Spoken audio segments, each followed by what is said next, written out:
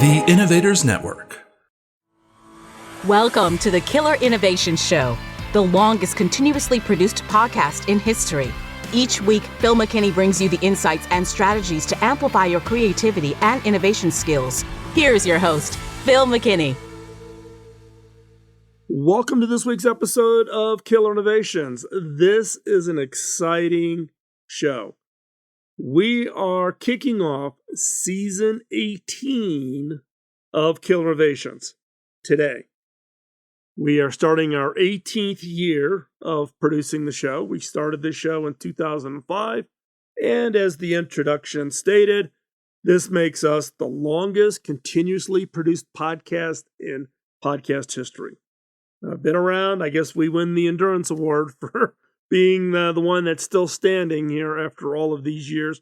And we are very proud of that endurance, our ability to continue to produce a show that has a following that includes you. So before we even get started, I want to say thank you. And we dedicate this show to you.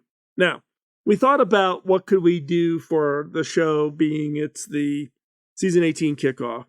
And what we decided to do was actually format this into an AMA, or Ask Me Anything Q&A. So myself, the team here, many of you have been sending in questions for months on different things you want to ask about, specifically about podcasts, not about innovation and creativity. We do those kinds of Q&As on a pretty regular basis, but I've never really just talked about what it took to start the podcast, how we've been able to do it for so long, those kinds of things. So that is what today's content is all about. At the end of this show today, I'll talk about what to expect in season 18. Some new and exciting things are coming in season 18, and so you definitely want to listen to the very end. So again, that is what today's content is all about.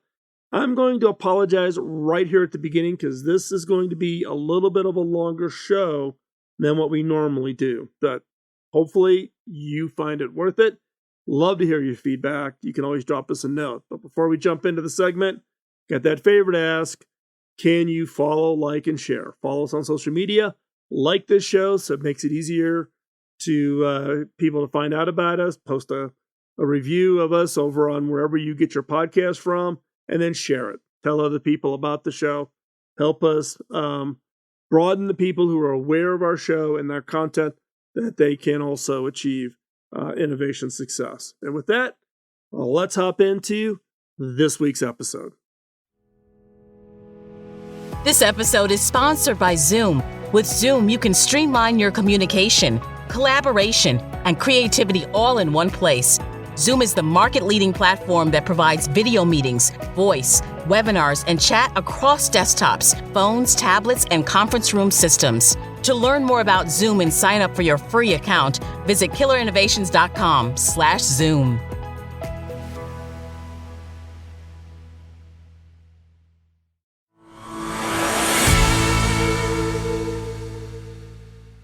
Welcome to this week's podcast. This is a special show.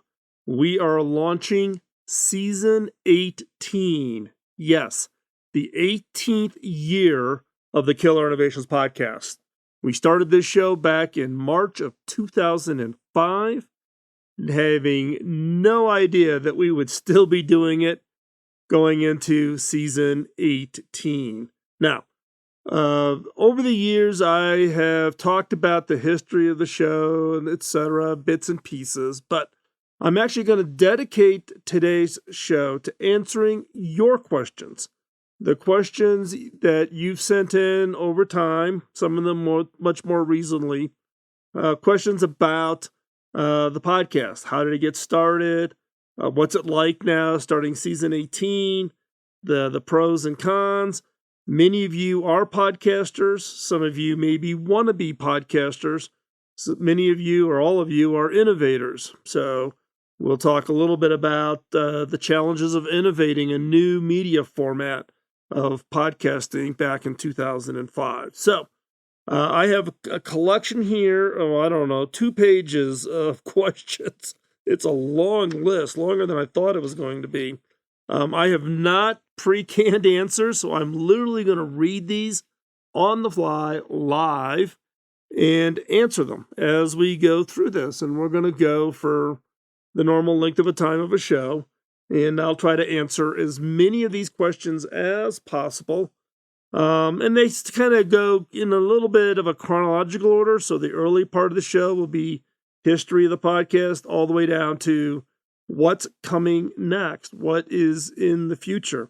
So you're going to want to stay to the end, because at the end we're going to talk about what is the plans for season 18 and beyond for the Killer Innovations podcast. So here we go.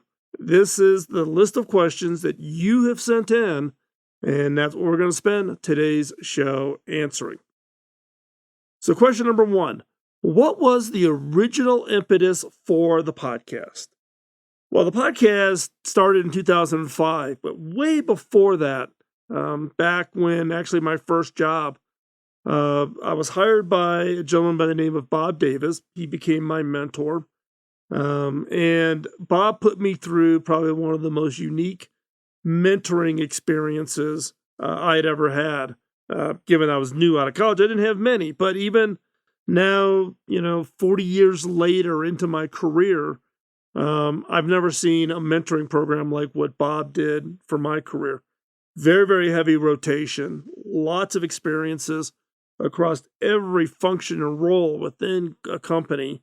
And those variety of experiences gave me the confidence that when something got presented to me, a problem or a new company or a new technology that I had no experience for, to just go and do it. So many, many years later, I went back and was meeting with Bob, and thanking him and acknowledging him for the investment he made in me early, which set me down a path that I attribute a lot of my success to.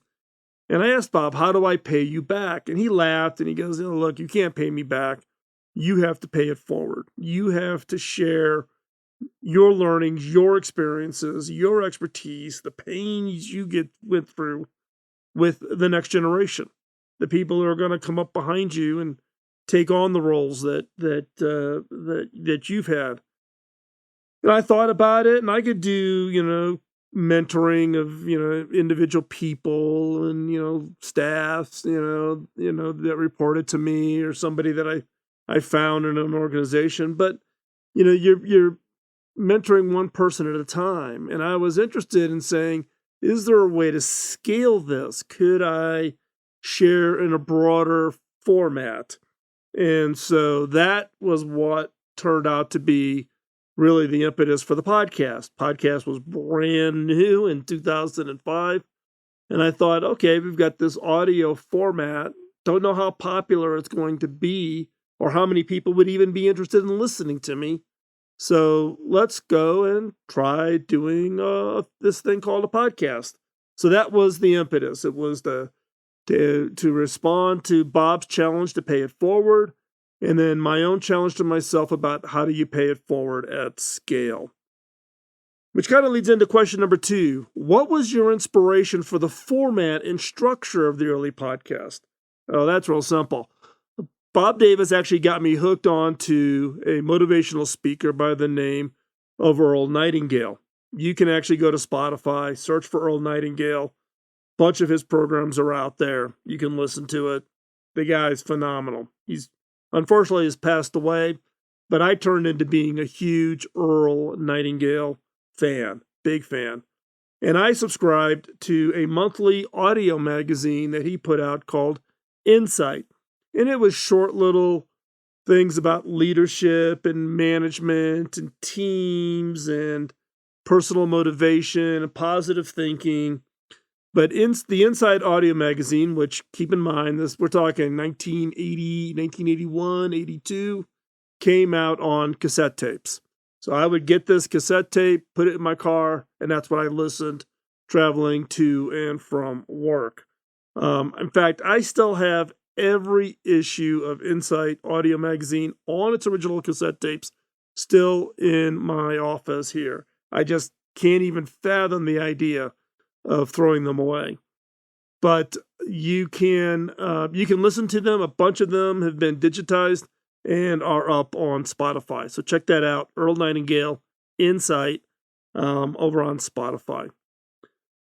Question number 3, how did you put out the first podcast? Well, the very first podcast was March 5th, 2005.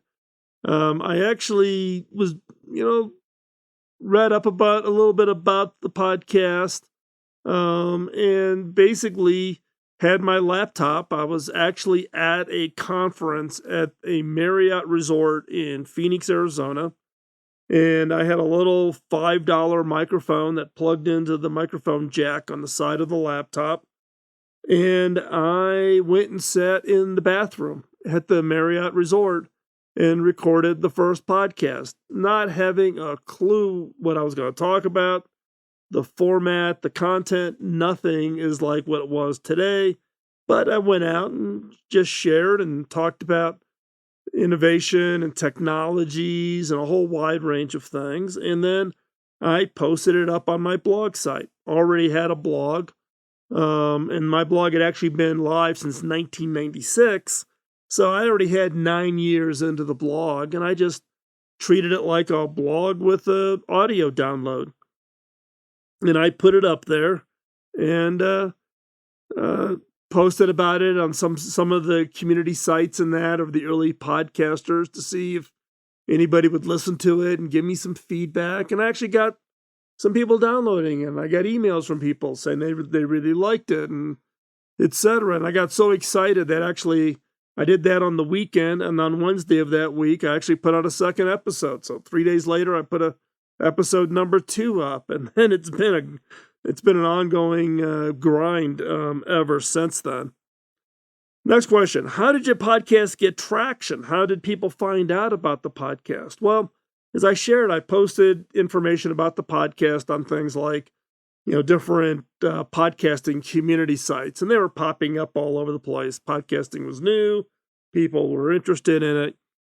And one person, Adam Curry, now for those of you who are my generation or maybe even a little older than me, you're going to remember Adam Curry, who was an MTV VJ back in the 70s.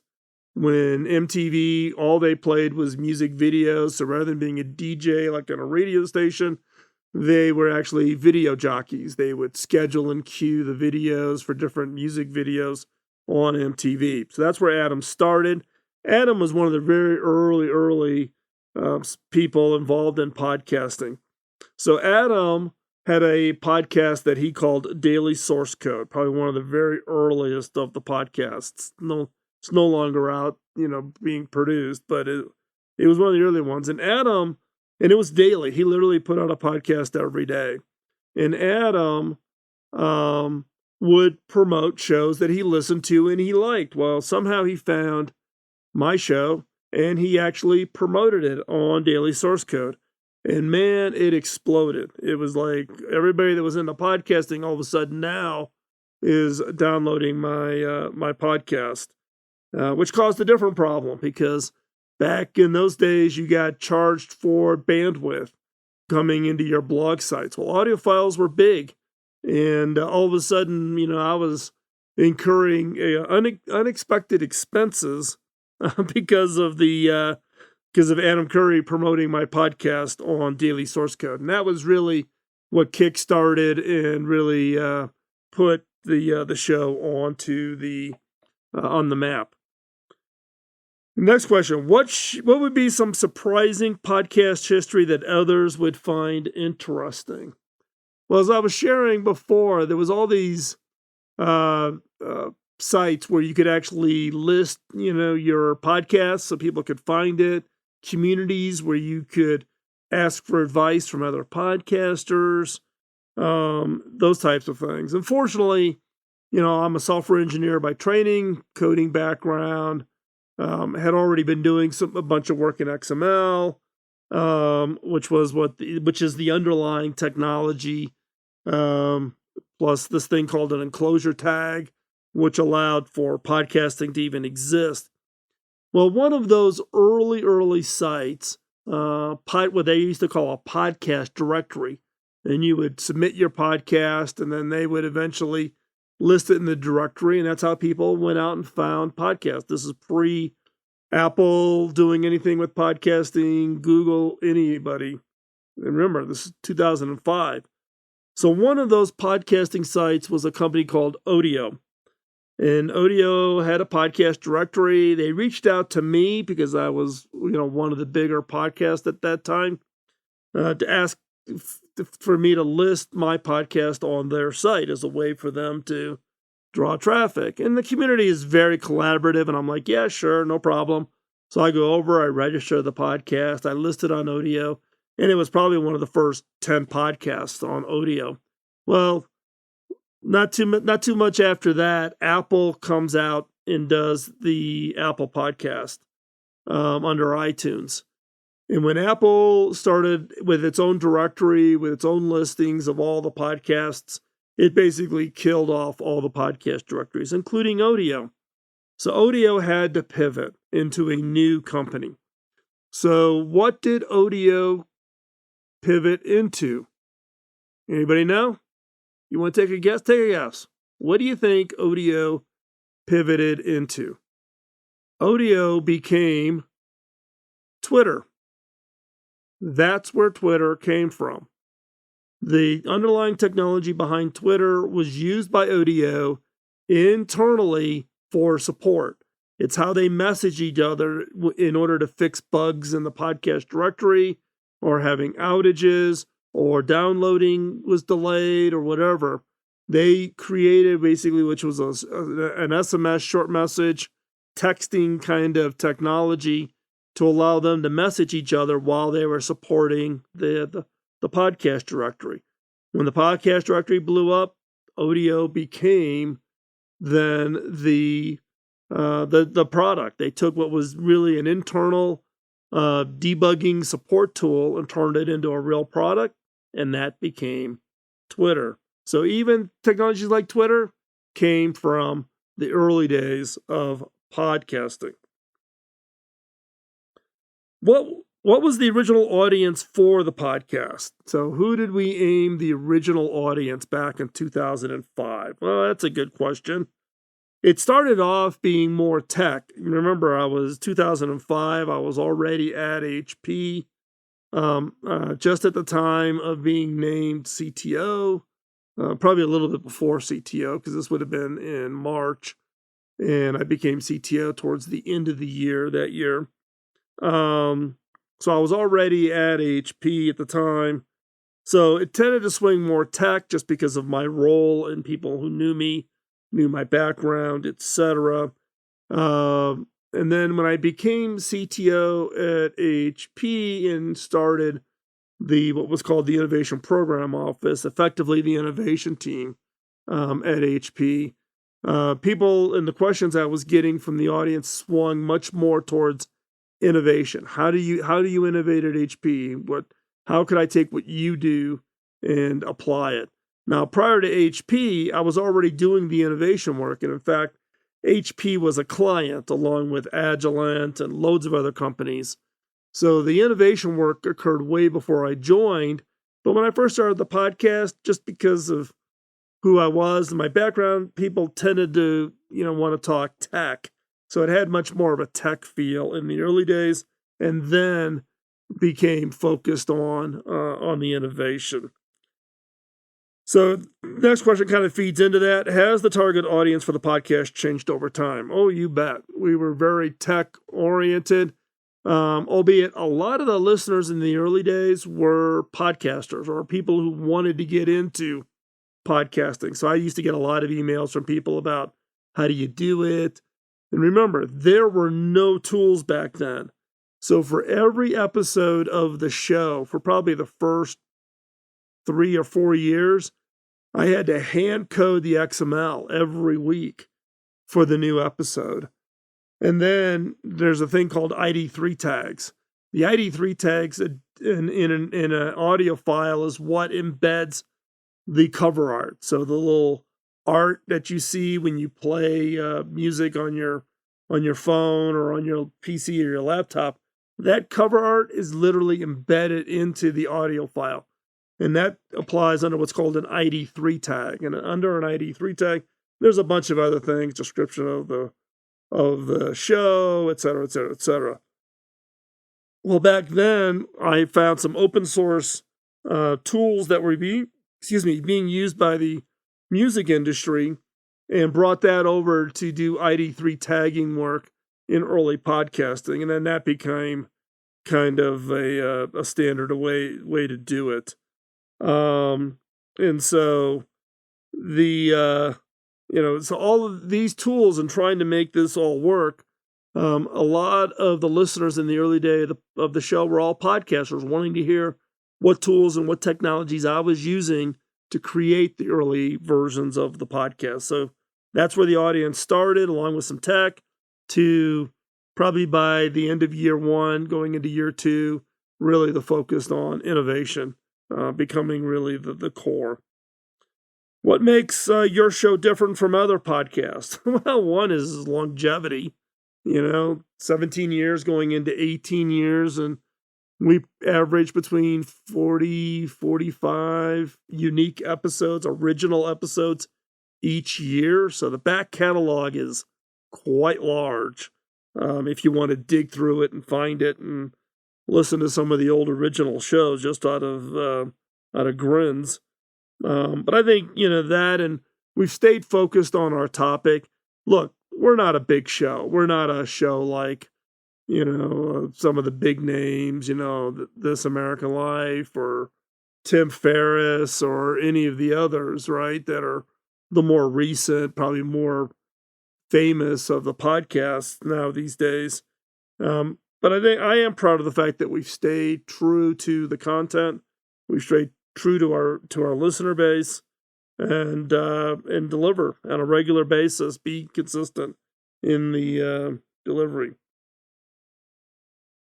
This kind of feeds in the next question. How have you been able to produce the show over such a long period of time? Well, I view the podcast as my creative outlet.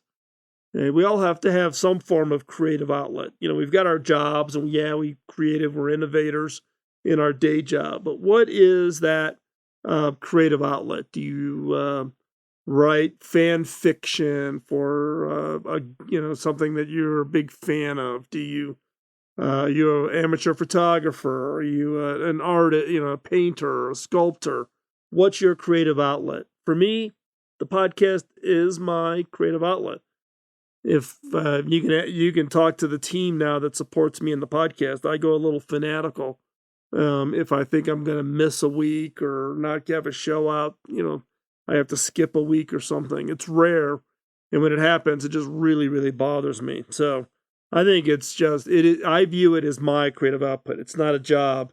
It really is a passion for me. I love doing it. And I love hearing from the fans who are listening to the podcast each and every week. What are some of your favorite episodes? Well, I got asked this question last week by a reporter. And here it is on this list also. It's like trying to pick which is your favorite child. I mean, it's hard. One interesting statistic is who's been on the show the most. The most repeated guest. As you know, we have very rarely do we ever have repeated guests, other than the annual Consumer Electronics Show. We have kind of an overlapping set of guests for that. But normal guests not related to the Consumer Electronics Show, a series of shows that we do every January. The most repeated guest is Jeffrey Moore. Jeffrey is the author of Crossing the Chasm. He's a long time friend. And I think he's been on the show 5 times over the 17 plus years now of the show. So any of the Jeffrey Moore episodes are really, really good. Peter Guber, who's one of the co-owners of the Golden State Warriors. He's the former CEO of Sony Entertainment. He is the chairman of Mandalay Bay Entertainment.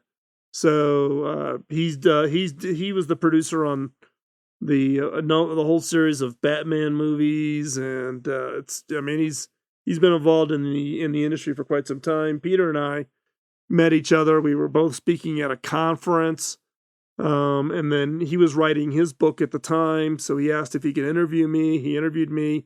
He included me in the book. I reached out, invited him on the podcast. He came onto the podcast. So, the Peter Guber interview is actually another one that is quite good, to listen to. But because, we've done 45 new episodes every year for 17 years, there's a lot of content. So I would encourage you, just go over to the site, killerinnovations.com, go to the search bar and put a topic in. And the odds are you're going to find a show that covers that topic. Next question. What have been the biggest challenge with the podcast?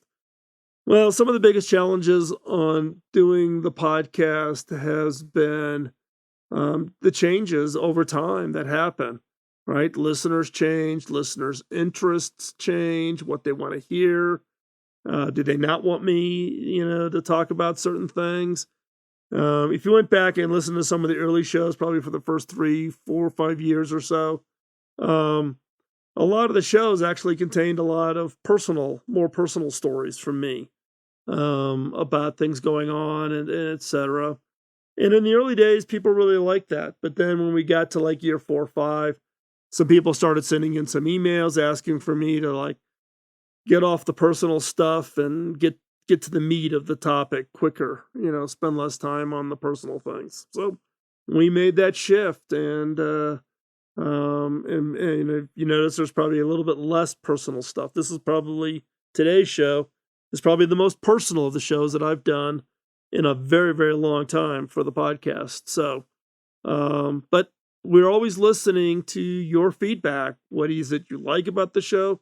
What is it you don't like? More guests, no guests, only do guests. Phil, stop talking. We've heard enough of you. We want you just to go with all guests for a while, whatever it is. So we look for those feedback. We try and experiment. But the other is dealing with changes. In the middle of the podcast, I moved from Virginia, from the horse farm, which is where I was living in the early days of the podcast, back to Silicon Valley. Silicon Valley moved 3 times, then ended up moving, retiring from HP, then ended up coming to Colorado, dealing with trying to do a podcast and moving and relocating and doing all it could get insane. And so therefore the hardest thing is, the biggest challenge is just maintaining that consistency. Because like I said before, if I think I'm going to miss a week's episode for something, if I'm just assuming I can record on, Monday or Tuesday and have the show out the following, and then all of a sudden something unexpected happens and I think I might miss the window, I start stressing out because this is my creative outlet. I really do look forward to getting onto this side of the microphone as much as possible. Hopefully you find it beneficial and it's just not me talking out to thin air. What is your advice to today's podcasters? Oh boy, let's see. Where do I start with this one? Probably the number one advice I give to new podcasters today is do not chase the numbers.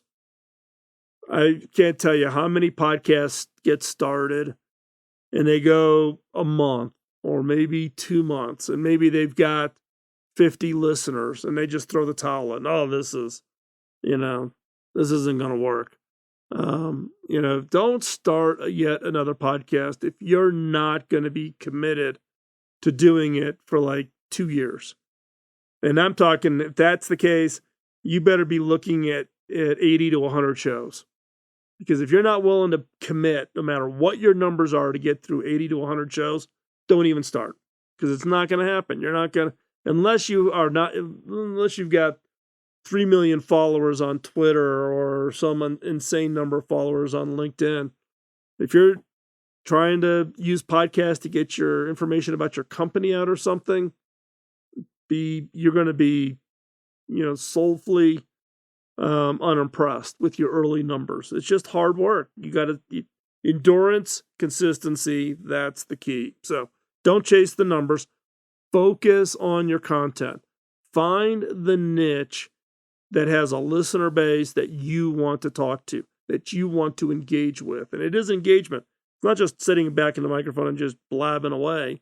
You're looking for feedback. You're looking for engagement. You're looking for followers. So you want to focus on the content. As I said before, be consistent.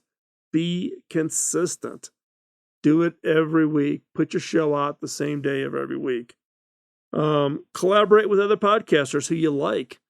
I still do this. If a podcaster's out there and they've got a show that I'm interested in, I find interesting, and they reach out to me and they want me to come on their show, not a problem. I'll have them come on my show. Podcasters, it's got to be within the niche of who my listeners would be interested in. I'm not a topic just talking about podcasting. So it's about innovation, creativity, and trends, and what does the future hold, those kinds of things. If there's a podcast out there and that podcaster wants to exchange where they come on my show, I go on their show, and we cross-promote, more than willing to do that. Collaborate. You need to collaborate, because that's how you're going to grow your listener base, and that's how we make the podcasting experience better. Next question. How can someone listening to the podcast benefit from it? Well, my podcast is somewhat unique. We don't do time-sensitive stuff, or rarely, I should say. We do time-sensitive stuff, so it goes on. Our catalog is valuable for a very long time. We have a very deep, very wide back catalog of shows.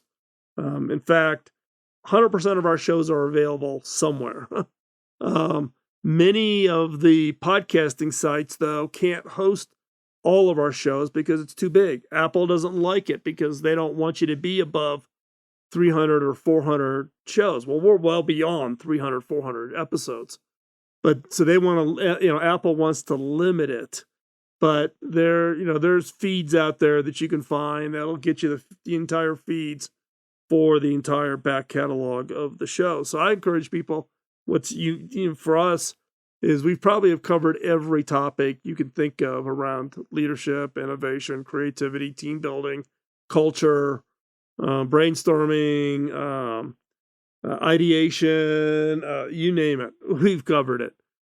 So you could just go do the search bar, find it, and at 100% of every show is on the site. Not 100% of them are in the feed, because the sites, like I said, Apple and that can't handle the sheer number of shows that we have. So, but you can search for it on the site, find the show, listen to it.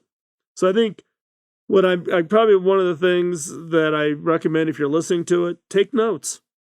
If you're listening to it and you're not driving your car, take notes. If you're driving your car, give yourself a voice memo for something in the show. The objective for me every episode is to give you some nuggets you can walk away with and apply to whatever role you are in. So take notes. Next question. What would you say is your biggest achievement with the podcast? A lot of people would say probably, they would probably just assume that, the biggest achievement is the sheer number of people you reach. Look, we're not a big show. We're not a Tim Ferriss. We're not a any of the big name shows that are out there, right? Our audience base is very specific. It's around innovation. It's around creativity.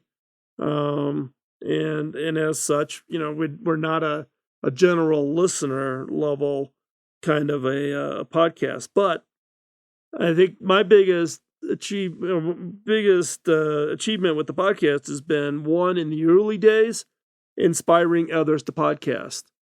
Inspiring the early podcasters, showing them how to use the tools and helping educate them on ID3 tags, and showing people and helping some podcasters debug their XML that they got wrong, and it's getting rejected at Apple and they can't get their new show posted, or introducing them. We were like customer number 5 at Libsyn, which is the podcast streaming download site, which 99, or I should say 90.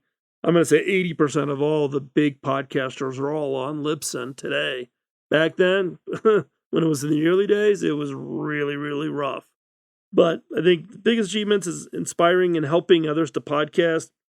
And then with our content, inspiring creatives to create and innovators to invent. Our mission here is to help all of us, reignite that natural talent to change the world one idea at a time. Come up with that next idea, change the world. Next question, which we're getting down to the end of the list here. Is there something you experienced that was unexpected about your podcast? Unexpected about your podcast. Well, one is I probably the biggest unexpected benefit of the podcast, which I just never would have thought about, is when you start the podcast, you're talking into a microphone, and some magic person, the other person may at the other end may listen to it, right? And you kind of think, okay, that's done. But then in the early days, people were very active, much more so than now. Today, I'd love to get more emails from you, but I know everybody's busy and et cetera. But in the early days, a lot of people engaged, got a lot of emails.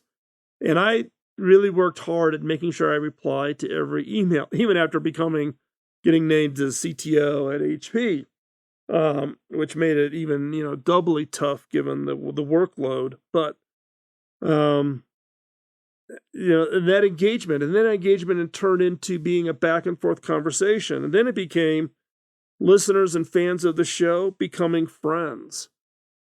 True friends. Meeting people, having people, there's one listener, I'm not going to give full names, but Woody, he knows who he is. In the early days of the podcast, Woody reached out, and I was CTO at HP, and my offices were based in Cupertino. And Woody reached out and asked, would it be okay? Could he come by and meet me? And I'm like, yeah, sure. So we made arrangements. He came to California. He lives in the Midwest, but he came out to to HP, and we met, and I showed him around the campus and such. And we've stayed in touch, and we're friends on Facebook and LinkedIn. So I see things about his kids. He saw things about my kids, and now all my posts are about my grandkids. But, we've become, friends in the form of staying connected and staying updated. And Woody had a podcast for a while, and I did an appearance on his podcast, and we did that. And then Seth actually was in college when he started listening to the podcast. He was learning graphic design at a major university, and he actually was a volunteer. He actually helped with some of the audio file work in the early days of the podcast. He volunteered, no pay, and would actually help with some of the editing work on the early audio files. Seth went on and actually founded his own commercial design firm to design logos and graphics and that for companies. And Seth actually reached out to me, and we worked together on a project where Seth and his team, his company, actually are the ones that designed the Killer Question card deck. You can buy the Killer Question card deck on Amazon or over at our store, which is innovation.tools. And that card deck was designed by Seth, who started listening to the podcast back when he was in college. I feel old every time I talk to Seth.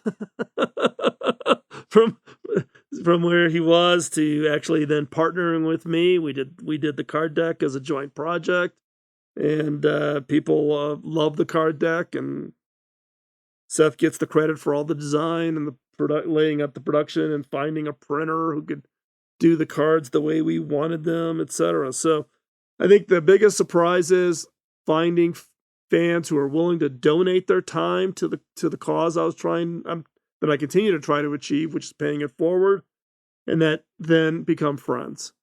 It's albeit we think of the world as a small world, We run into people we know, et cetera, or cross paths with people who maybe grew up in a similar area. The podcasting community and you, as listeners of this show, it's an incredible community, and I thank you for that. The last question before we get into talking about what season 18 is going to bring up is what was the most surprising experience with fans of the podcast? This is a great question. What was the most surprising experience with fans of the podcast? Well, I'm actually going to give you two, because the two just absolutely stand out. Like, in fact, I'm sitting here shaking. I'm having flashbacks. The first one was in the early days of the podcast when I was traveling a lot with HP, and I was traveling 45, 50 weeks a year. Remember, I'm also doing 40, 45 shows a year. So that means many times I was recording shows in hotel rooms all over the world. And so I would literally record and I would tell people where I'm at. I did shows there's a show from Bali, there's a show from Bangkok, there's a show from Delhi, there's shows from Johannesburg, all over the world. So I would do these shows from wherever I happened to be traveling. Well, in some cases, I would actually tell people, next month I'm going to be in London, and, the month after that I'll be in Madrid, right? So in this one case, I mentioned that I was going to be in London, and it was a conference, and I was the headliner, keynote speaker to open this conference, etc. So I just mentioned, hey, I'm going to be in London. I didn't give any of the specifics, but it didn't take people any much time with Google to figure out why I was going to be in London and what I was doing, the dates and all that. So all of a sudden, like within a couple of days of the conference, I get an email from a listener that said, hey, we're gonna host we'd like to get together with you. We'd like to invite you out to dinner if you're available on this night.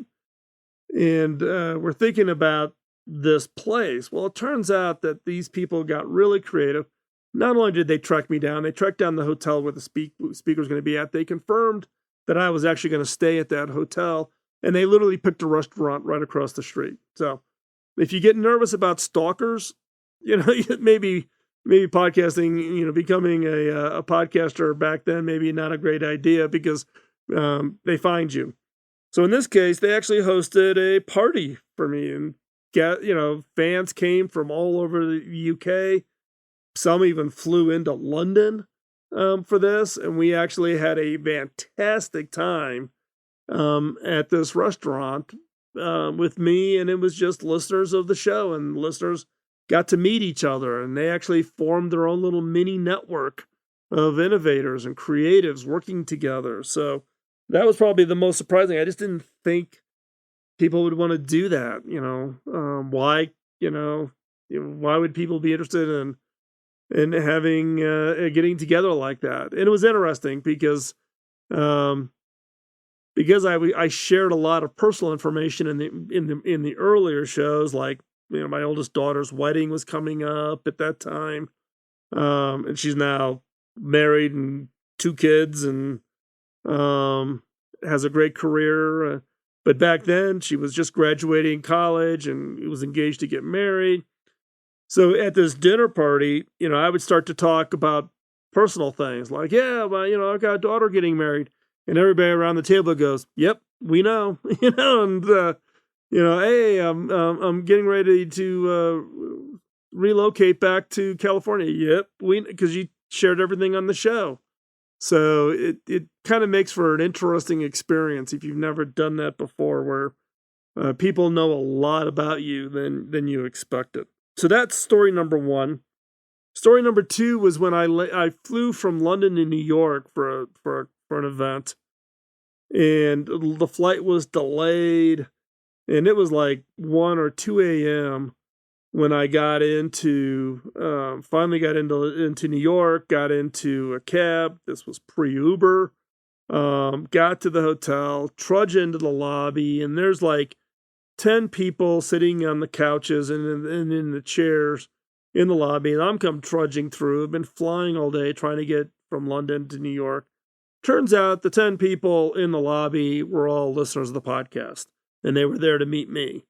So at 2 a.m. in a lobby, in a hotel in New York, with 10 people who'd been literally sitting there for 5, 6 hours, 7 hours, waiting for me to arrive and for me to finally get there, was probably one of the more stranger experiences, but one of the most rewarding and fulfilling to know that people would want to do that to meet me. I'm just still amazed. I'm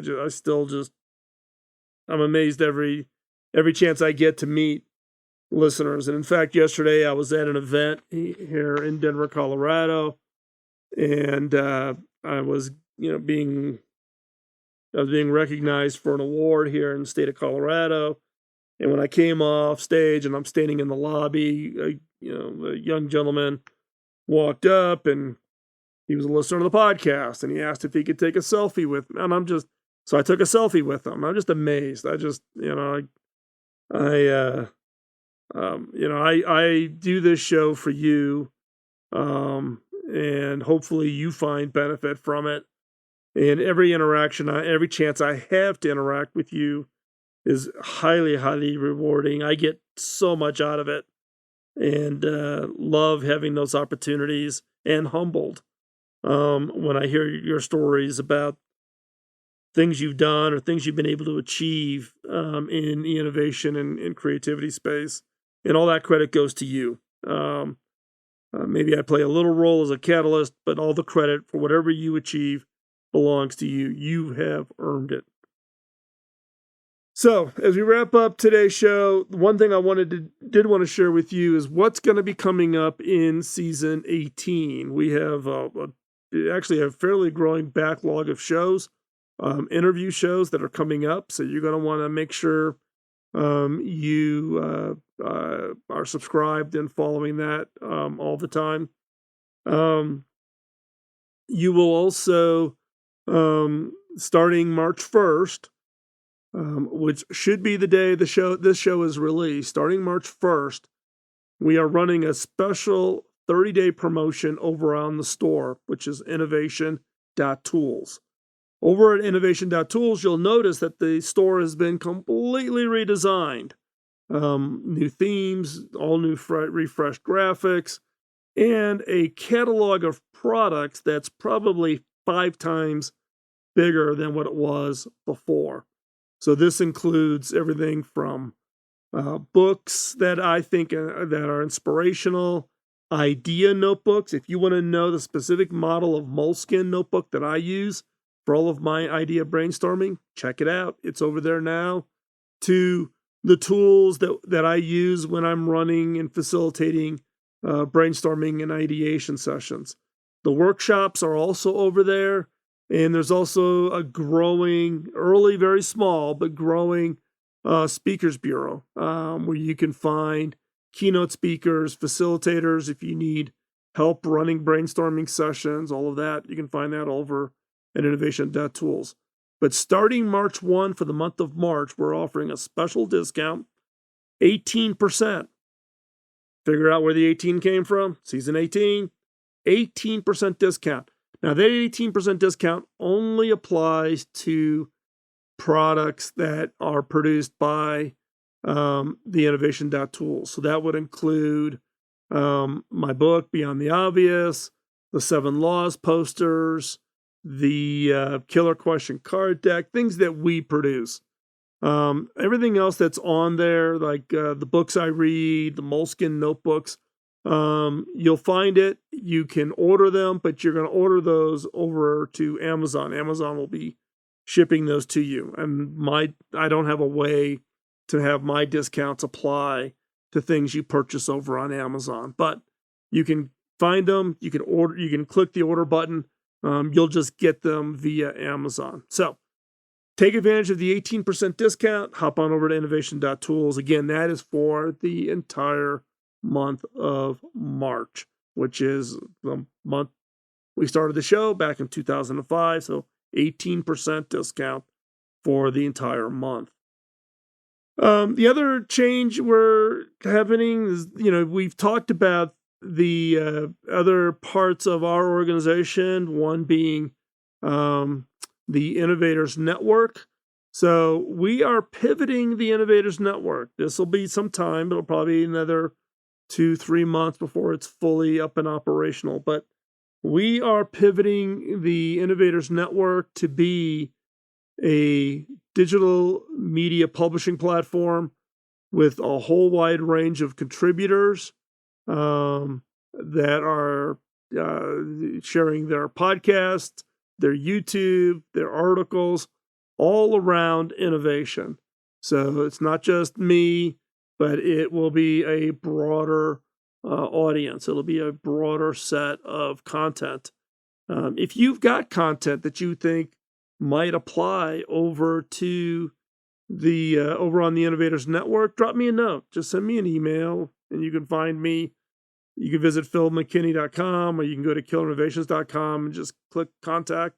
Drop me a note and let me know if you want to write articles for the site, if you've got YouTube videos you think will play out, if you've got a podcast that you would want us to help you on distributing. We're all more than willing to do that. Love to have more content, more contributors. If that's something that interests you, let me know. Over on that site, we will also be allowing guest posts. So if you don't want to do a regular article or a regular show, but you've got one article, or you want to write something specific for the Innovators Network, we will be doing that also. So again, just drop me a note and let me know. So that's the what's coming up in season 18. The show, we will be doing our normal episodes. We are aggregating other contributors, not just me, but other thought leaders and others in the innovation and creativity space, bringing and aggregating up that content over at the innovators.network. The site is the old site right now. So if you hop over there right away, you're going to say nothing's changed. That's correct. We are in the middle of a completely new site that will be launched again. It'll be a couple of months yet before it all gets done and it's fully up and available. And we will announce that here when that's available. But that's coming. So therefore, you can go to the Innovators Network, one place to see. You can be able to find a variety of contributors, thought leaders, ideas around creativity and innovation. And then we've got innovation.tools, where we're going to be aggregating up products, workshops, training courses, speakers, facilitators. And again, if you've got products or workshops that you want to have listed over at innovation.tools, just go over to innovation.tools. You'll see a pull down on the pull down menus where you can actually suggest your own or somebody else's products that you think ought to be in that catalog. We want innovation.tools to be the site you go to in order to find the latest and greatest tools, software, products, workshops, training, facilitators, the best out there to help you be successful with your innovation efforts. And with that, we are like way over what we normally do for today's show. So stay tuned, and we'll be telling you more about season 18. Today is the kickoff, and I look so forward to this time.